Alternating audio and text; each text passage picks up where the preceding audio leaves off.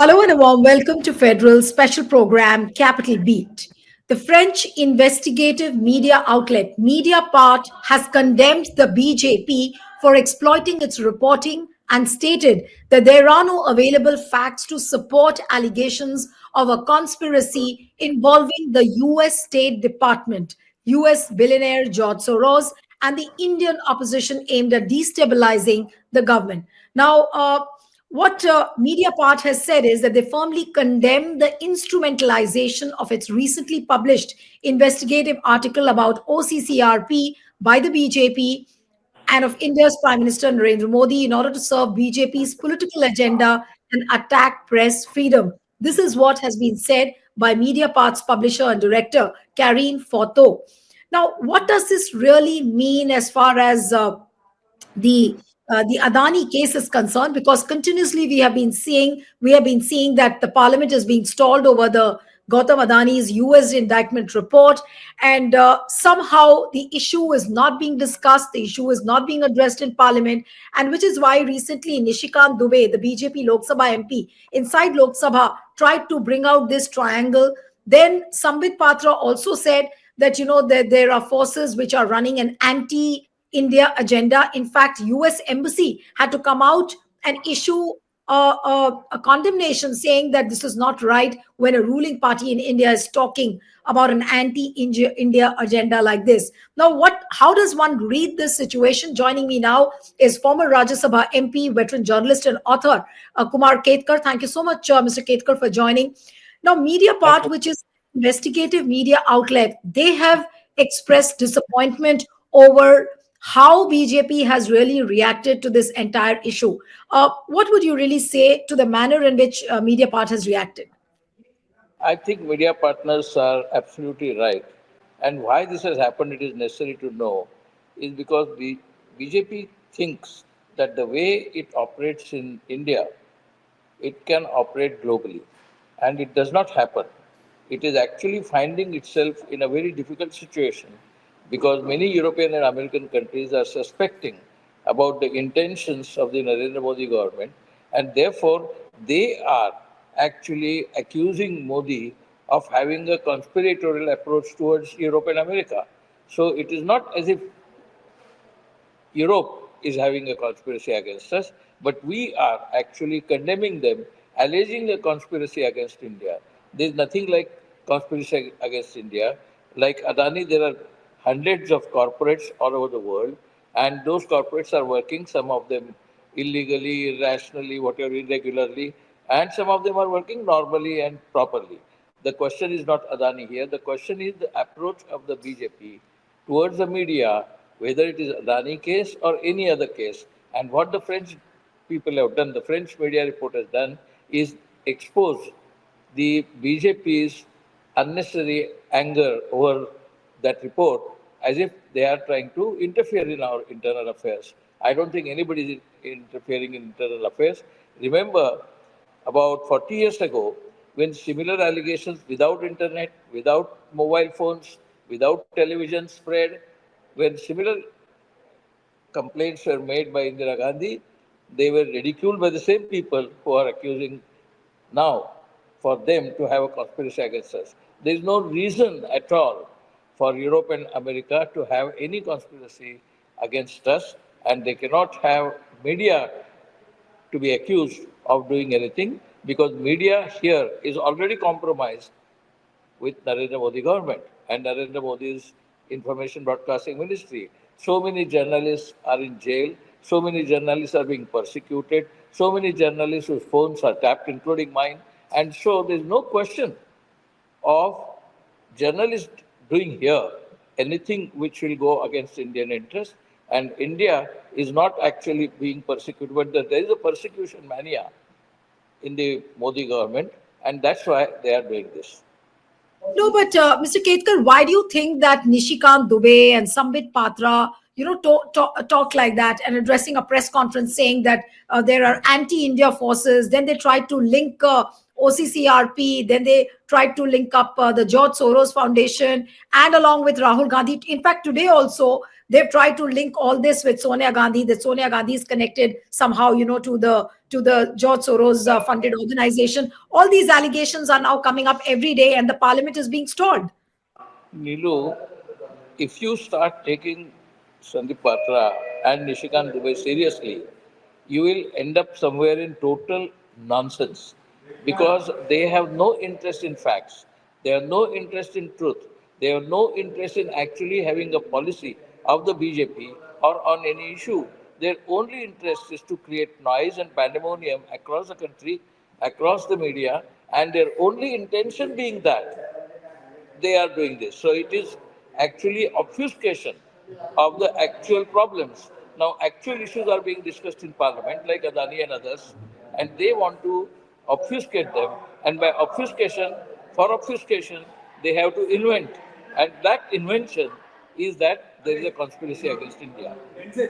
That's the only The problem. very fact, Mr. Ketkar, the very fact that US Embassy came out with a statement and they've condemned this bid, do you think that this development in any way could impact the Indo-US relationship? And also, this Adani episode, is it going to impact on our diplomatic relations with various countries, whether it is Bangladesh, whether it is Kenya, which has cancelled already the deal? How do the diplomatic relations and the strategic relations get impacted because of this? I don't think strategic interests will be compromised.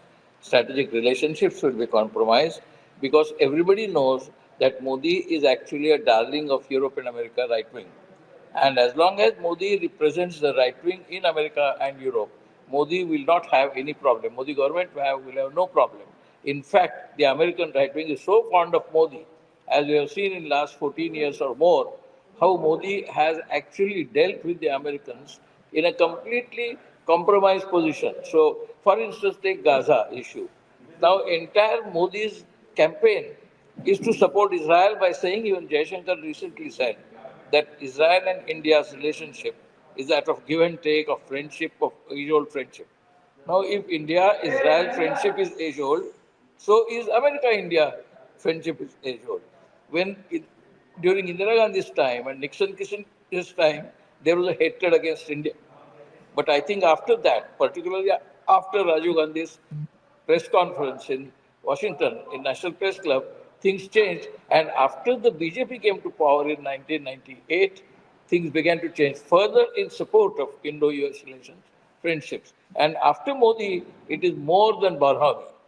It is more than bonhomie, it is more than an embrace. So it will not compromise any strategic relationship. It will not have impact on our foreign policy because America feels that it needs India as a counter to China. Its strategic interest lies in India being on their side. And therefore, they will fight, they will argue, they will shout, they will issue all these notices which they are issuing. But fundamentally, they will not break relationship with Modi or Modi government. So, how do you think this US indictment of Gautam Adani is going to play out? Because everybody says that by 11th of December, he's supposed to file a reply to the US indictment report. And this report was released on 20th of November, I think. And from then, he's got 70 days and then the trial will begin. Do you think that in any way, how is this entire US indictment of Gautam Adani really going to play out there? US enactment is true, and US enactment will try to actually impress, but not on foreign policy, not on relationship. It will be between Adani and US. You remember Enron's case. Enron's case also faced similar issues, and finally Enron had to close the shop in Maharashtra and go Yeah. there, and finally even the Enron chief was arrested. So it was between Enron and the US. And if you recall, even Enron was hugely supported by the American establishment, including the president. The president of the United States was also defending Enron. Finally, it collapsed everything. So I think American corporate capitalism is quite different than Indian corporate capitalism. American corporate capitalism can maintain its autonomy, and in that autonomy, Adani will figure.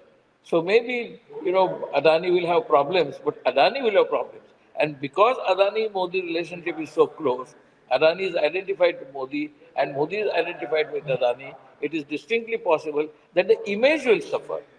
There's a difference between image getting suffered and policy being suffered.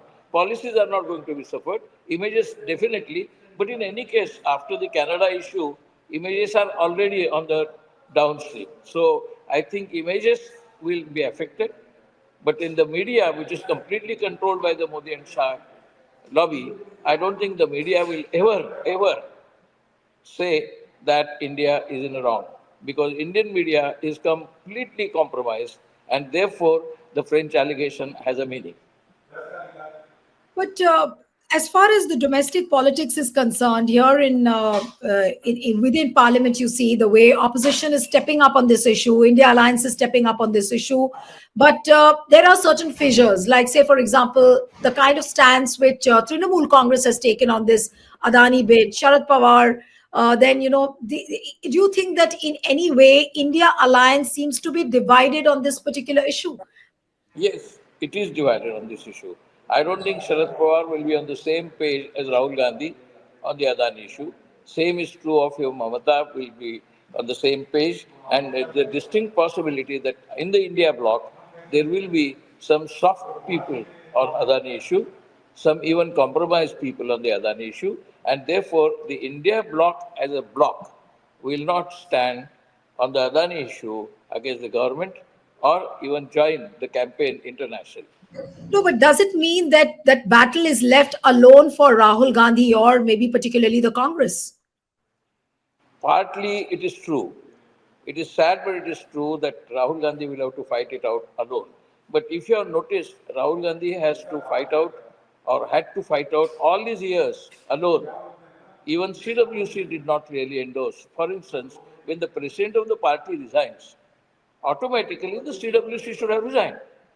Like when Prime Minister resigns, Cabinet resigns, and the government resigns. Similarly, in a party situation, when President of the party resigns, CWC should resign. But that time, in 2019, President Rahul Gandhi resigned, but CWC did not resign at all. So there was no question of creating a new CWC. So there was definitely within the party a kind of hostility towards Rahul, and that hostility has played out even now. And if hostility is within the Congress, it is obvious that it will be there in the India bloc also. But But Rahul, Mr. Ketkar, there's another. No, Unfortunately there for is the another. party, Sorry, Rahul has to sorry, fight it sorry.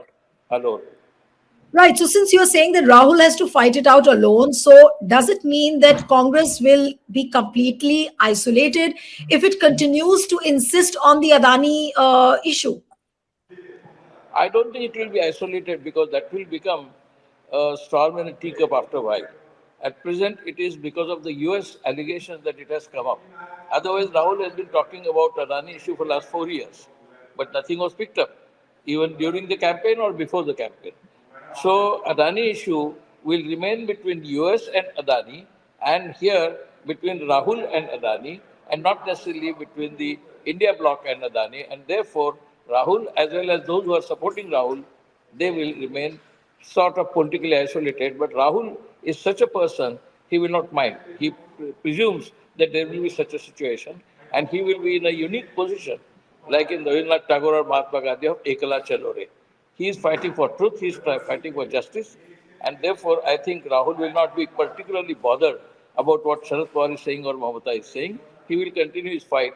That does not mean whether that will succeed or not. That is a different ball game altogether. Success in election, success in power game is totally different. Take, for instance, this election commission issue. The way EVM issue has been discussed by the election commission or by the Supreme Court is so completely compromised.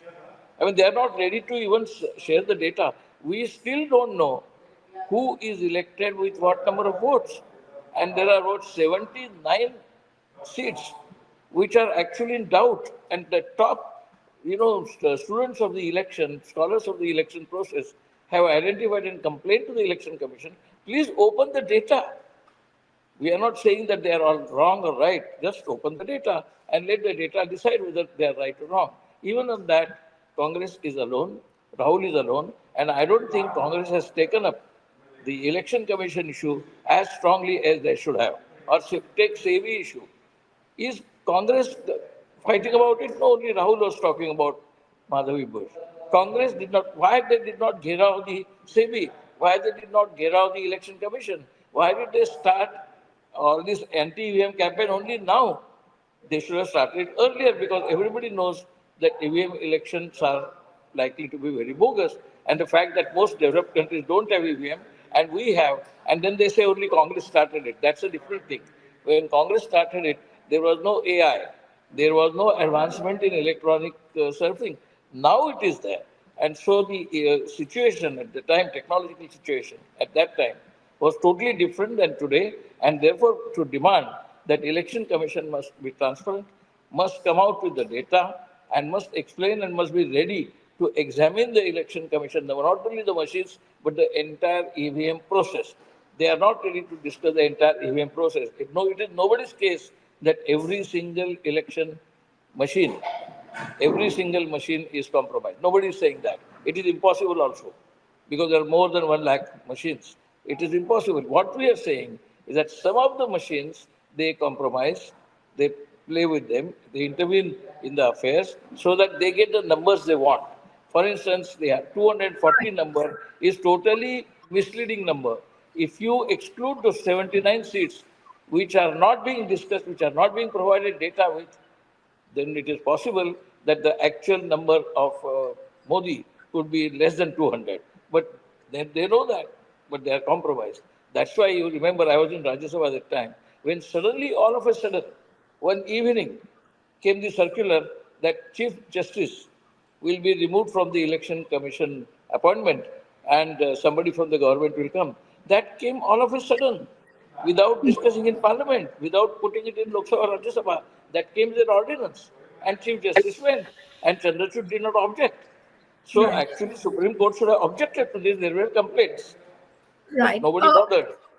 I want to go back to the media part issue, and then I'll take further questions, further answers from you on the dynamics of how it's playing out as far as the India alliance is concerned. But one quick question which came to my mind before I forget, and that is this: BJP has been saying that there is a deep state which is working on an anti-India agenda. Now, what is this theory about deep state, which remains unexplained, but people do take its name and then try to bring out different stories that this all is being done by deep state. It seems that deep state is trying to dethrone Prime Minister Modi or trying to unseat BJP in any way in the country. What is this theory according to you about the deep state?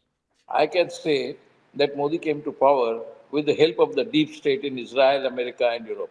I can say that. You will ask me for the proof. I have no proof. Let them provide the proof of the deep state actually operating against Modi government. There is only an allegation. There is only wild allegation because they know that generally among the people there is always suspicion against certain governments, against certain agencies, against certain espionage agencies, and that's why this passes. But actually, the deep state conspiracy, if it is to be mentioned, it can be mentioned in relation to Modi's government because Modi's government is directly involved. It doesn't require deep state with the military industrial complexes in Europe and America. Now, So do you military think that industrial this deep state complexes theory is a bogus theory? Military industrial complexes are a part of the deep state. They operate through deep state. And military industrial complexes are very friendly with Modi government. And therefore, to say that deep state is involved against India is totally wrong because that means they are working against their own interests. But okay, so you have dismissed the deep state theory and you've explained why. And now I'm going to come I have back not to dismissed the deep state theory. I am saying that deep state theory is not working against Modi government. That's the is only not point. working against Modi. Yes, that's what exactly I meant. And now I'll Yeah. go back to whatever is happening on Adani within Parliament and outside Parliament. Every day there are protests happening. India Alliance is trying to put up put up a protest, which is a unified protest. All parties are there, and innovative methods of protest are being reflected every day. One day it was in a jacket, the other day was in a mask. Today we found Rahul Gandhi becoming a reporter and talking to two people who are wearing the mask of Gautam Adani and Prime Minister Modi. But what really, I mean, post Maharashtra and post Haryana elections, especially, how do you think is the dynamics of India alliance really going to change or not change? Is it going to remain the same? Because somewhere, as you said earlier, that India alliance looks divided on certain issues. But what happens to it in the long run? Is it going to stay? Is it going to break away? What do you think is the likelihood? It may not break away completely because their survival depends on keeping it alive. But that does Okay. not mean that they will be together on the same page on all issues. They will have their line on specific issues, and still they will have a political alliance because otherwise their survival is at stake. So the question is, I have been for almost 1 or 2 years. I was in Rajya Sabha, and last 2 years, I just a few months ago my term was over, and every day we were fighting on Adani issue. What happened? Nothing happened. We used to go to Gandhi statue, we used to go to the Vijay Chowk, we used to hold marches, we went to march, and we went to also police custodies when they were put us in buses and took us to police stations. But what happened? Only thing that happened was because of Rahul Gandhi's yatra that the number of Congress went up to 99 plus 1. Otherwise, without Rahul Gandhi's yatra, that would not have happened. So the victory of Rahul Gandhi's Vekala Chalore was seen in the yatra. Now they know that. And that's why they are constantly campaigning against Rahul.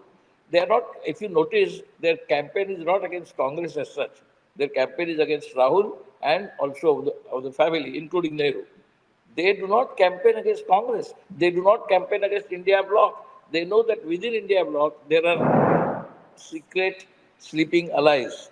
And so they will not bother about India bloc. They will bother only about Rahul, partly about Congress, but essential attack is on the Nehru family via Rahul. Thank you so much, Mr. Ketkar, for joining on the Federal. Thank you, sir.